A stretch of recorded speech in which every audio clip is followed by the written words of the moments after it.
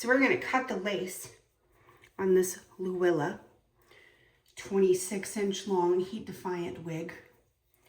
And before we do that, we're gonna pin back the hair so that it does not get in the way of trimming the lace. And you really wanna clip it back on both sides. The lace goes the whole way down to your ears, so you'll wanna make sure that you get that out of the way. I usually use these little clippies, alligator clips, and just hold the hair back so that it's not in the way when you get in there with the scissors. You can either use cuticle scissors to cut that really fine against there, or you can use pinking shears, which leave a little bit of a zigzag pattern and draws the eye away from a straight hairline. I will recommend that you be conservative and maybe start and just trim it to here and then continue to trim back towards the hairline. The thing with lace is once you cut it, it's gone. You can continue to cut up, but once you've cut too much, you can't bring the lace back. It's gone. So I've pinned the hair back. I'm going to take it off. You can see the lace front right here, and that's where we're going to trim. I'm going to start at the ear tabs right here. If you glue down your ear tabs, leave some there to glue down. And what I usually recommend is that you make a cut right in the middle, right here, so that you have a starting point. So that's your middle. And then you just trim along the hairline.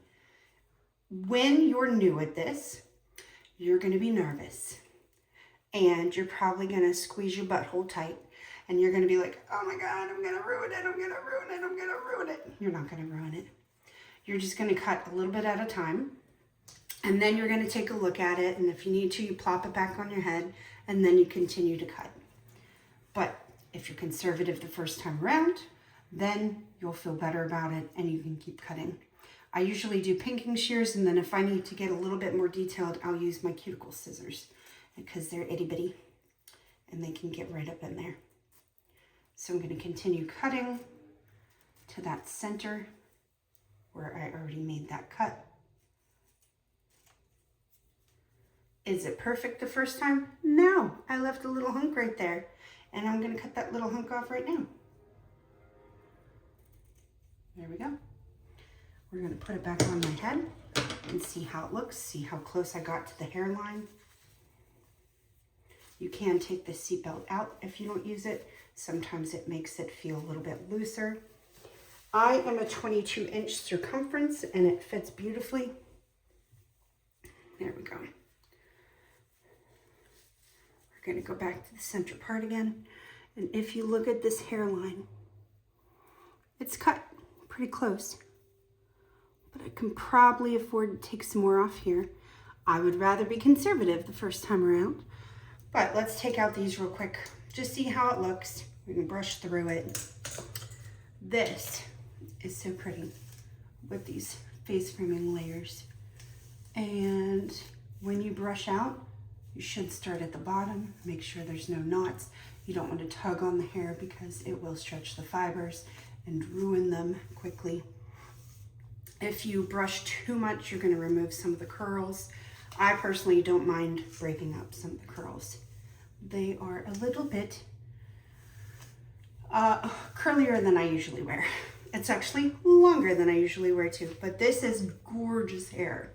And again, that's 26 inches long. Look how long that is. It's so long, but it's also really pretty. So if you want to get a little bit more bulk up here, in addition to using a hairbrush to kind of break up the fibers, you can also use hot tools.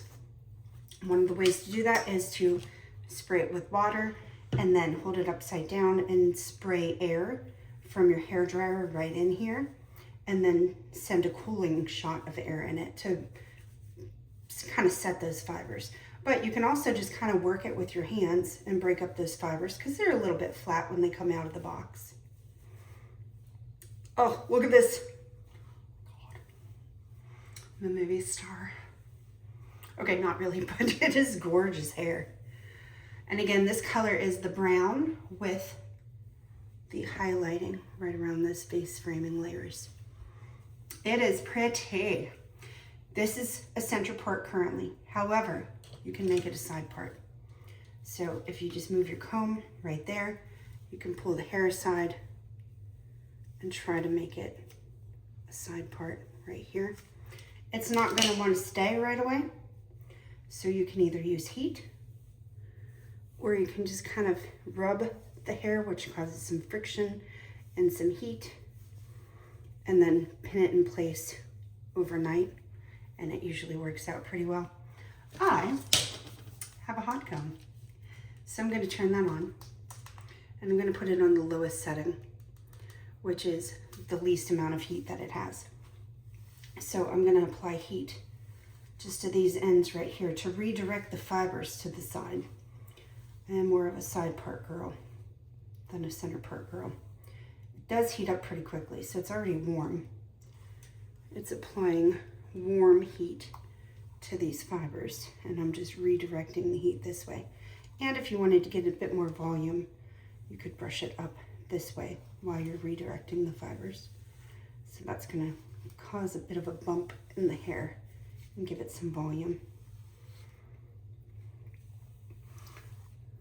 So let's see how that looks. That heat is definitely working. It is changing the part line, and those fibers are staying in place in that new direction.